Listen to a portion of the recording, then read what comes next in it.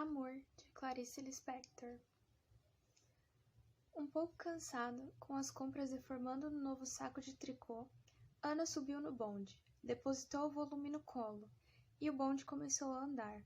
Recostou-se então no banco procurando conforto, num suspiro de meia satisfação. Os filhos de Ana eram bons, uma coisa verdadeira e sumarenta. Cresciam, tomavam banho, exigiam para si, malcriados instantes cada vez mais completos. A cozinha era fina e espaçosa, o fogão enguiçado dava estouros. O calor era forte no apartamento, que estava aos poucos pagando.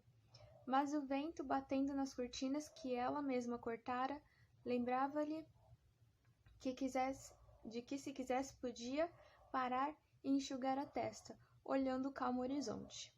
Como um lavrador, ela plantara as sementes que tinha na mão, não outras, mas apenas essas. E cresciam as árvores, crescia sua rápida conversa com o cobrador de luz, crescia a água enchendo o tanque, cresciam seus filhos, crescia a mesa com comidas, o marido chegando com jornais e sorrindo de fome, o canto importuno das empregadas do edifício. Ana dava tudo tranquilamente à sua mão pequena e forte, sua corrente de vida. Certa hora da tarde era mais perigosa. Certa hora da tarde, as árvores que plantaram ria dela. Quando nada mais precisava da sua força, inquietava-se. No entanto, sentia mais sólida do que nunca. Seu corpo engrossara um pouco e era de se ver o modo como cortava as blusas para os meninos. A grande tesoura dando estalidos na fazenda. Todo o seu desejo vagamente artístico encaminhara-se há muito no sentido de tornar os dias realizados e belos. Como o tempo, seu gosto pelo decorativo se devolvera e suplantara a íntima desordem. Parecia ter descoberto que tudo era passível de aperfeiçoamento. A cada coisa emprestaria uma aparência harmoniosa. A vida podia ser feita pela mão do homem. No fundo, Ana sempre tivera necessidade de sentir a raiz firme das coisas. E o lar perplexamente lhe dera. Por caminhos tortos viera a cair no destino de mulher, com a surpresa de nele caber como se tivesse inventado. O homem com quem casara era um homem verdadeiro. Os filhos que tivera eram filhos verdadeiros. Sua juventude anterior parecia-lhe estranha, como uma doença de vida. Nela havia poucos emergido para descobrir que também sem a felicidade se vivia, abolindo-a. Encontraram uma legião de pessoas antes invisíveis, que viviam como quem trabalha, com persistência, continuidade, alegria. O que sucedera a Ana antes de ter o lar estava sempre fora de alcance.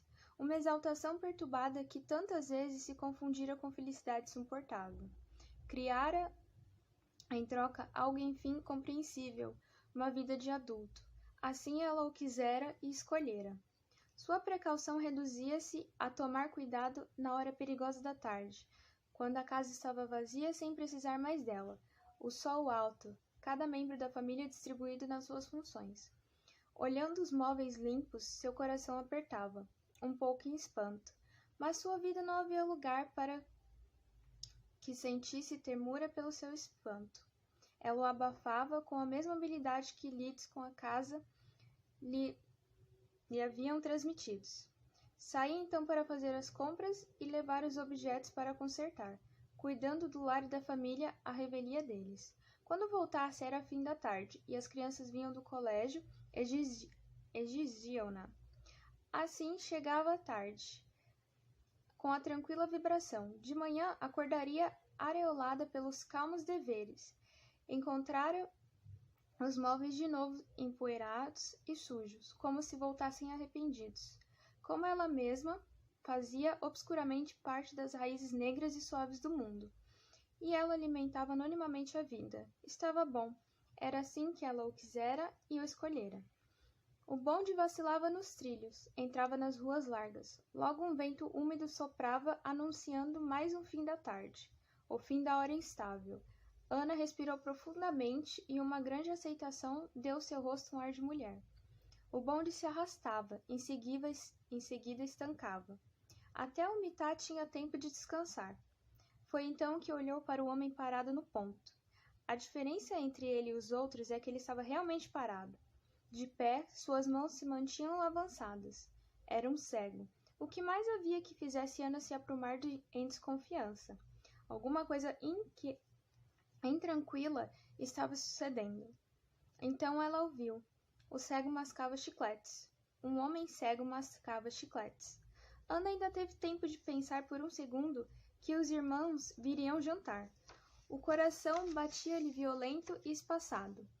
Inclinada, olhava o cego profundamente, como se olha o que não nos vê. Ele mascava goma na escuridão, sem sofrimento, com os olhos abertos. O movimento de mastigação fazia-o sorrir. E de repente deixar de sorrir, sorrir e deixar de sorrir. Como se ela tivesse insultado. Ana olhava. E quem visse que teria impressão de mulher com ódio. Por ter fatos do nosso cotidiano, de fazermos muitas coisas ao mesmo tempo, não conseguimos analisar nada. E aí sabemos mais de fato o que fazemos e por quê. Mas o fato dela ter olhado para o cego desperta essa consciência nela, o que faz com que ela tenha essas reações imprevisíveis. Contudo, ela salta do bonde e se depara que está na frente do Jardim Botânico do Rio de Janeiro, e decide entrar. Ela se senta embaixo de uma árvore e fica por ali, pensando em tudo que ocorreu e em sua própria vida. Conforme seus pensamentos vinham, ela vai observando as coisas do local, fazendo associações, e eis que chega o fim da tarde, a provocando terror, pois ela precisa ir para sua casa para acabar de desempenhar sua função de mãe e dona de casa, providenciando o jantar de sua família. E tenta sair correndo do jardim botânico. Logo ele está fechado, a causando mais pavor. E também por estar presa aos fatos de seu cotidiano de ser mãe, dona de casa e esposa. Mas a mesma consegue sair de lá. E quando chega em sua casa, sente um alívio. Em sequência, suas preocupações de dona de casa vão tomando e preenchendo os espaços dela. Entre os dedos, não íntima, como quando a tricotara. A rede perdera o sentido e estar no bonde era um fio partido. Não sabia o que fazer com as compras no colo. E como uma estranha música, o mundo começava ao redor. O mal estava feito. Por quê? Teria esquecido que havia cegos? A piedade a sufocava. Ana respirava pesadamente. Mesmo as coisas não existiam antes do acontecimento, estavam agora sob aviso. Tinha um ar hostil, perecível. O mundo se tornara de novo um mal-estar. Vários anos ruíam. As gemas amarelas escorriam. Expulsas de seus próprios dias, parecia-lhe que as pessoas da rua eram periclitantes, que se mantinham por um mínimo equilíbrio à tona da escuridão. E por um momento, a falta de sentido deixava-as tão livres que elas não sabiam para onde ir. Perceber uma ausência de lei foi tão súbito que Ana agarrou o banco da frente como se pudesse cair do bonde, como se as coisas pudessem ser revertidas com a mesma calma com que não eram. O que chamava de crise viera no final, e sua marca de prazer intenso como quem olhava agora as coisas, sofrendo espantada. O calor se tornara mais abafado, tudo tinha ganho força e vozes mais altas. Na rua Voluntários da Pátria parecia prestes a arrebentar uma revolução. As grades dos esgotos estavam secas, o ar empoeirado. Um cego mascando chicletes mergulhara o mundo na escuridão e sofreguidão. Em cada pessoa forte havia ausência de piedade pelo cego, e as pessoas assustavam-na com o vigor que possuíam. Junto dela havia uma senhora de azul, com um rosto. Desviou o olhar depressa. Na calçada, uma mulher deu um empurrão no filho. 2 namorados entrelaçavam os dedos sorrindo. E o cego? Ana caíra numa bondade extremamente dolorosa. Ela apaziguara tão bem a vida, cuidara tão bem para que esta não explodisse, mantinha tudo em serena compreensão. Separava uma pessoa das outras. As roupas eram claramente feitas para serem usadas, e podia escolher pelo jornal o filme da noite. tudo feito de modo para que um dia seguisse o outro. E o cego mascando goma despedaçava tudo isso. E através da piedade parecia a Ana uma vida cheia de náusea doce, até a boca. Só então percebeu que há muito passara de seu ponto de descida. Na fraqueza que estava, tudo atingia com um susto. Desceu do bonde com pernas débeis. Olhou em torno de si, segurando a rede suja de ovo. Por um momento não conseguiu orientar-se. Parecia ter saltado no meio da noite. Era uma rua comprida, com muros altos e amarelos. Seu coração batia de medo. Ela procurara inutilmente reconhecer os arredores. Enquanto a vida descobrira, continuava a pulsar o vento mais morno e mais misterioso rodeava-lhe o rosto. Ficou parado olhando o muro. Enfim, pôde localizar-se, andando um pouco mais ao longo da sede. Atravessou os portões do Jardim Botânico. Andava pesadamente pela alameda central, entre os coqueiros. Não havia ninguém no jardim. Depositou os embrulhos na terra, sentou-se no banco de um atalho e ali ficou um tempo. A vastidão parecia acalmá-la. O silêncio regulava a sua respiração. Ela adormecia dentro de si. De longe, via a Aleia, onde a tarde era clara e redonda, mas a penumbra dos ramos cobria o atalho. Ao seu redor havia ruídos serenos, cheiro de árvores, pequenas surpresas entre cipós, todo o jardim triturado pelos instantes já apressados da tarde. De onde vinha o meio-sonho pelo qual estava rodeada? Como por um zunido de abelhas e aves. Tudo era estranho, suave demais, grande demais. Um movimento leve e íntimo a sobressaltou. Voltou-se rápido. Nada parecia ter se movido, mas a aleia central estava imóvel, um poderoso gato. Seus pelos eram macios. Um novo andar silencioso lhe desapareceu. Inquieta, olhou em torno. Os ramos se balançavam. As sombras vacilavam no chão. Um pardal ciscava na terra, e de repente, com um mal-estar, pareceu-lhe ter caído numa emboscada. Fazia no jardim um trabalho secreto, do qual começava a se preceder. Nas árvores, as frutas eram pretas doces como mel. Havia no chão caroços secos e cheios de circunvações, como pequenos cérebros apodrecidos. O banco estava manchado de sucos. Ana mais adivinhava o que sentia do que o cheiro adocicado. O jardim era tão bonito que ela teve medo do inferno. Era quase noite agora. Tudo parecia cheio, pesado. Um esquilo voou na sombra, sob os pés da terra que estava fofa. Ana aspirava, com delícia. Era fascinante e ela sentia nojo. Mas quando lembrou das crianças, diante das quais se tornara culpada, ergueu-se com uma exclamação de dor. Agarrou o embrulho, avançou pelo atalho obscuro. Atingiu a alameda. Quase corria, e via o jardim em torno de si, com sua impersonalidade soberba. Sacudia os portões fechados, sacudia-os segurando de maneira áspera. O vigia apareceu espantado de não o ter visto. Enquanto não chegou à porta do edifício, parecia à beira de um desastre. Correu com a rede até o elevador. Sua alma batia no peito. O que sucedia? A piedade pelo cego era tão violenta como uma ânsia. Mas o mundo lhe parecia seu, sujo, perecível, seu. Abriu a porta de casa. A sala era grande, quadrada. As maçanetas brilhavam limpas. Os vidros da janela brilhavam. A lâmpada brilhava. Que nova terra seria essa? E por um instante, a vida sadia que levara até agora pareceu-lhe um modo moralmente louco de viver. O menino que se aproximou correndo era um ser de pernas compridas e rosto igual ao seu, que corria e a abraçava. Apertou-o com força, com espanto. Protegia-se trêmula, porque a vida era periclitante. Ela amava o mundo, amava o que fora criado, amava com nojo. Do mesmo modo que sempre fora fascinada pelas ostras, com aquele vago sentimento de asco que a aproximação da verdade lhe provocava, avisando-a. Abraçou o filho a quase ponto de machucá-lo, como se soubesse de um mal. O cego ou o belo jardim botânico? Agarrava-se a ele, a quem queria acima de tudo. fora atingida pelo demônio da fé. A vida horrível, disse-lhe baixo, faminta. O que faria se conseguisse o chamasse do cego? Iria sozinha. Havia lugares pobres e ricos que precisavam dela, e ela precisava deles. Tenho medo, disse. Sentia as costelas delicadas da criança entre os braços. Ouviu o choro assustado. Mamãe, chamou o menino. Afastou aquele olhar, olhou aquele rosto. Seu coração crispou-se. Não deixe a mamãe te esquecer, disse-lhe.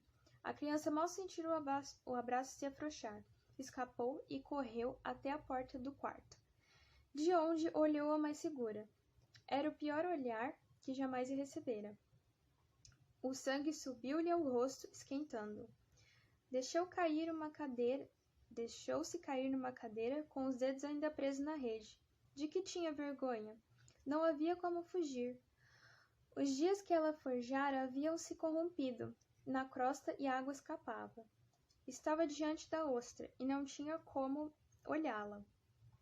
De que tinha vergonha? É que já não era mais piedade. Era só piedade. Seu coração se enchera com uma suavidade intensa rumorejavam as águas. No tronco da árvore pregavam-se as luxuosas patas de uma aranha. A crueza do mundo era tranquila, o assassinato era profundo, e a morte não era o que pensávamos. Ao mesmo tempo que imaginário, era um mundo de se comer com os dentes, um mundo de volumosas dálias e tulipas. Os troncos eram percorridos por parasitas folhudas, o abraço era macio, colado, com uma repulsa que se precedesse uma entrega. Era fascinante. A mulher tinha nojo e era fascinante. As árvores eram carregadas, o mundo era tão rico que apodrecia. Quando Ana pensou que as crianças e os homens grandes com fome, a náusea subiu-lhe à garganta, como se estivesse grávida e abandonada. A moral do jardim era outra.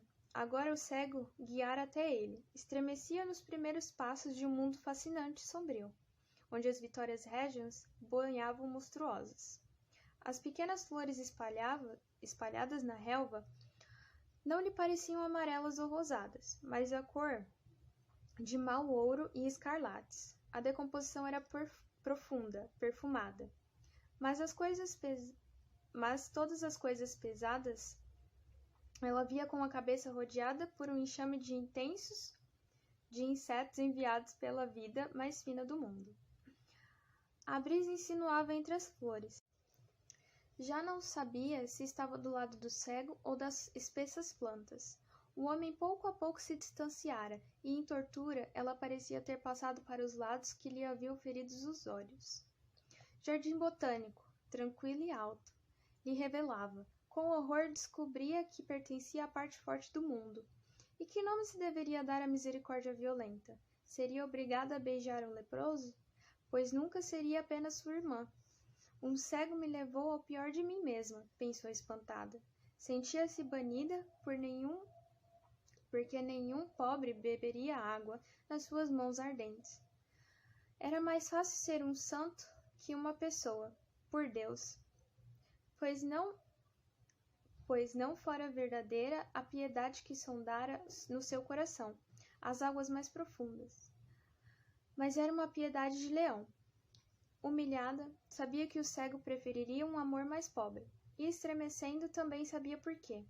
A vida no jardim botânico chamava como um lobisomem é chamado pelo luar, mas ela amava o cego, pensou com os olhos molhados. No entanto, não era como se esse sentimento que se iria em uma igreja. Estou com medo, disse sozinha na sala. Levantou-se e foi para a cozinha, ajudar a empregada a preparar o jantar. Mas a vida arrepiava. Como um frio. Ouvi o sino da escola, longe e constante. O pequeno horror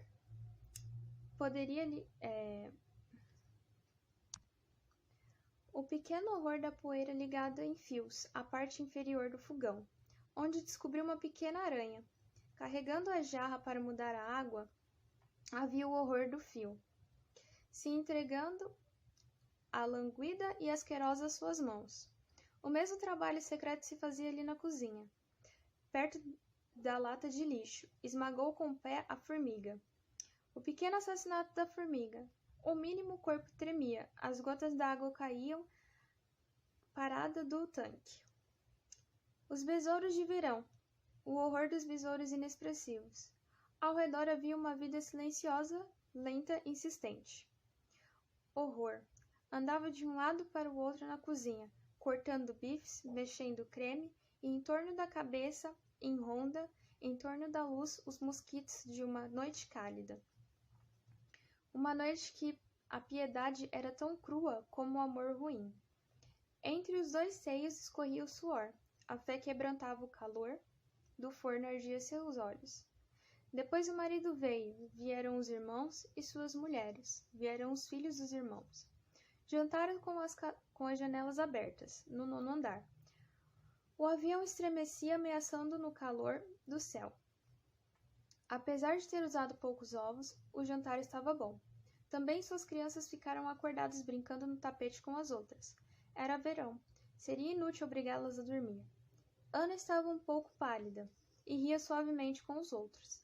Depois do jantar, enfim, a primeira brisa mais fresca entrou pelas janelas. Eles rodeavam a mesa, a família, cansados do dia, felizes em não discordar, tão dispostos a não ver defeitos. Riam-se de tudo, com um coração bom e humano. As crianças cresciam admiravelmente em torno deles. E como uma borboleta, Ana prendeu o instante entre os dedos antes que ele nunca mais fosse seu. Depois todos foram embora e as crianças já estavam deitadas. Ela era uma mulher bruta, olhava pela janela. A cidade estava adormecida e quente. O que o cego desencadeara caberia nos seus dias? Quantos anos levaria até envelhecer de novo? Qualquer movimento seu pisaria numa das crianças. Mas como uma maldade diamante parecia aceitar de que a flor saísse do mosquito. De que a flor saísse o mosquito. Que as vitórias régias boiassem no escuro do lago. O cego pendia entre os frutos do jardim botânico. Se fora um estouro do fogão, o fogo já teria pegado em casa toda. Pensou correndo para a cozinha, desesperada com seu marido à frente com café derramado. O que foi? Gritou vibrando toda. Ele se assustou com medo da mulher e de repente riu entendendo. Não foi nada. Sou um desajeitado. Ele parecia cansado e com olheiras. Mas diante do estranho rosto de Ana, espiou-a com um olhar de atenção. Depois atraiu-a a si em um rápido afago. Não quero que lhe aconteça nada. Nunca, disse ela. Deixe pelo menos que me aconteça o fogão dar um estouro, respondeu ele sorrindo. Ela continuou sem força nos seus braços. Hoje de tarde alguma coisa tranquila se arrebentara, e na casa toda havia um tom humorístico, triste. É hora de dormir, disse ele. É tarde. Num gesto que não era seu, mas pareceu natural, segurou a mão da mulher, levando-a consigo sem olhar para trás, afastando-a do perigo de viver. Acabara-se a vertigem de bondade. E se atravessaram o amor e o seu inferno. Penteava-se agora distante do espelho. Por um instante, sem nenhum mundo no coração. Antes de se deitar, como se apagasse uma vela, soprou a pequena flama do dia. Amor, de Clarice Lispector. Uma obra curta, rápida de ser lida, podendo ocorrer uma certa dificuldade, um estranhamento também. Sua abordagem de temas extremamente comuns, mas que fazem referência a algo existencialista, pensando em alguns fatos do nosso dia a dia que serão discutidos à luz desse existencialismo. Clarice Lispector, representante do modernismo em 1945 no Brasil. Embora a mesma não seja brasileira, mas sim a presença em nossa literatura. E por ela ter morado muito tempo no Brasil, se autoanalisando sem fato de ações coletivas, de um modo introspectivo individual, tendo uma visão introspectiva. A linguagem é acessível, simples e curta. O espaço tem um sentido importante na narrativa do conto, ora examinado.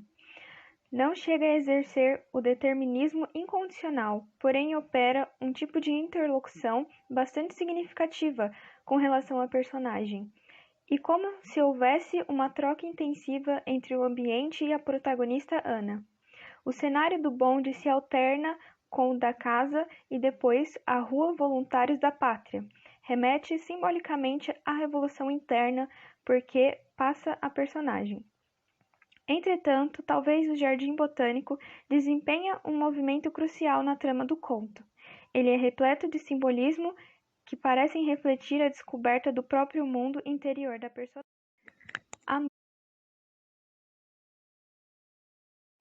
Já o tempo desempenha uma função menor. Aparece como cenário ou plano de fundo da narrativa. O fluxo narrativo se desenrola no período de um dia e tudo se passa à tarde e à noite, num dia de verão. Identificamos como foco narrativo como onisciente seletivo. O narrador praticamente não se omite diante dos acontecimentos apresentados. Algumas de suas intervenções podem ser mesmo interpretadas como indagações da própria personagem ou mesmo do leitor, como se observa no trecho a seguir. Com horror, descobria que pertencia à parte forte do mundo. E que nome se deveria dar à misericórdia violenta? O conto se desenrola como uma descrição que se encerra de modo dramático, isto é, como diálogo entre a personagem Ana e o marido. A personagem Ana é uma dona de casa comum, pois ela se acomodou como uma dona de casa, passando uma reflexão de que todos nós desempenhamos ações dentro da sociedade, sem que de fato sabe o sentido sobre aquilo. É sendo justamente o que acontece com a personagem Ana. E por conta dessa falta de análise, falta de pensamento crítico, e ela se envolve de tal maneira por essa função de dona de casa, mãe e esposa que toda a sua vida gira em torno disto. Embora talvez, em que está distante nesse contexto, fica perdida, não sabendo o que fazer consigo mesma. Então, é neste momento de estar perdida, de não saber o que fazer consigo mesma, que ela tem o seu momento de revelação, o que chamamos de epifania. Essa revelação é um acordar e de repensar o que ela está fazendo da sua vida. O que provoca esse estalo? É algo extremamente corriqueiro. Veja, ela saiu, foi fazer compras e ela está voltando de bonde para sua casa. E acontece dela estar olhando para a janela do bonde e ver um cego, ali parado na rua.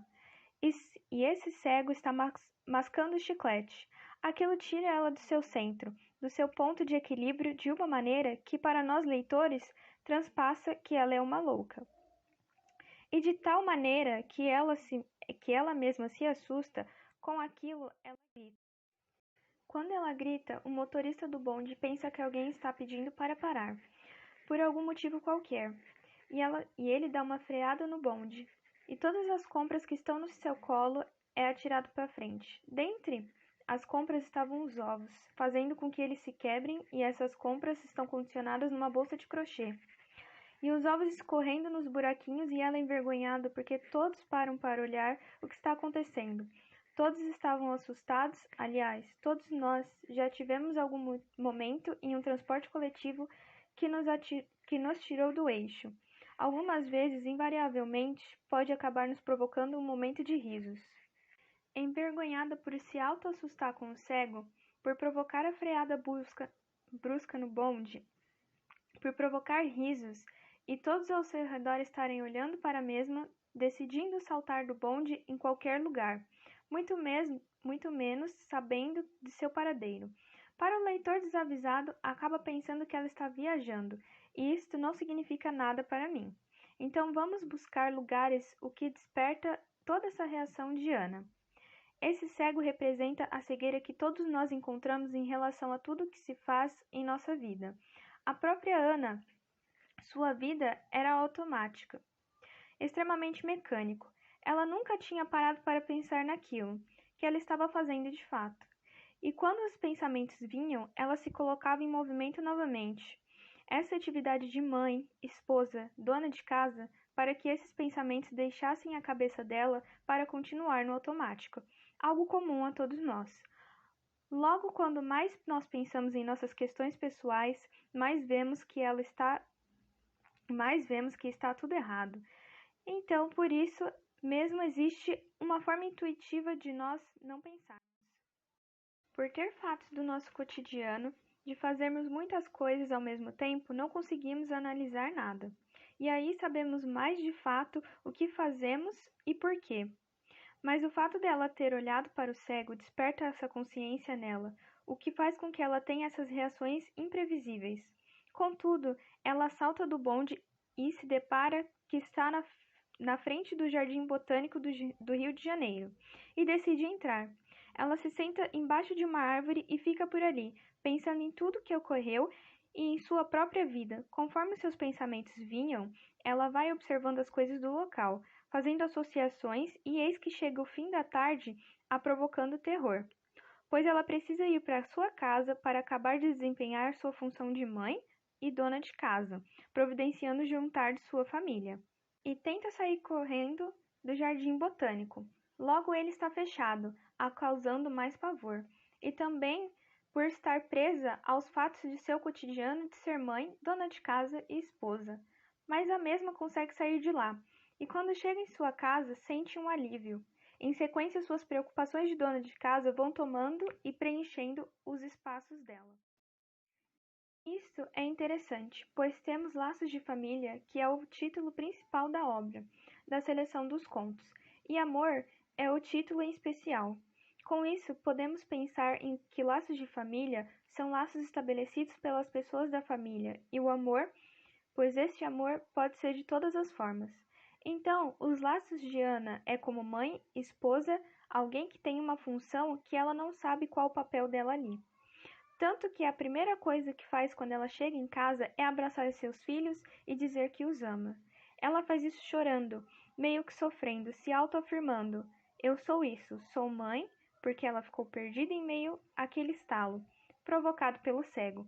Então o existencialismo vai experimentando dentro da obra justamente pelas questões de ter dentro dos fatos externos, algo extremamente comum do dia a dia, algo corriqueiro, momentos, possibilidades de nós nos autoavaliarmos. A autoavaliação da Ana é não saber o que ela é, pois a mesma está nessa condição de dona de casa, mas não se enxerga, fazendo com que se autoafirme dessa maneira. No jantar, ela está meio incomodada, mas todos jantam, e ela acaba digerindo todos os acontecimentos, para que novamente no fim do conto tenha esse assombro na mente dela, pois ela escuta um barulho, que novamente vai servir como uma forma de quebrar sua linha lógica da sua realidade, e de novo provocar esse momento de análise e de reflexão. Ela escuta os barulhos, se direciona à cozinha e logo percebe que é o seu fogão, que estala, encontrando seu marido que tinha se levantado para tomar água. Inclusive, ambos se assustam pelo fato de estarem ali. Esses acontecimentos provocam sustos em Ana, pois ali, no bonde, recebeu o estalo. Então, qualquer ocorrência que quebre sua linha lógica vai remeter a Ana essa discussão interna, pois não estamos acostumados a fazer, e ela estar ali, à procura disso, pois se ela não estivesse, o fato dela ver o cego não provocaria nada nela, ou o fato do fogão. Encerrando o conto, quando todos vão dormir, e não sabemos certamente se ela foi transformada através desse momento de epifania, ou se não, se ela somente engoliu tudo e pensou consigo mesma que foi só um surto.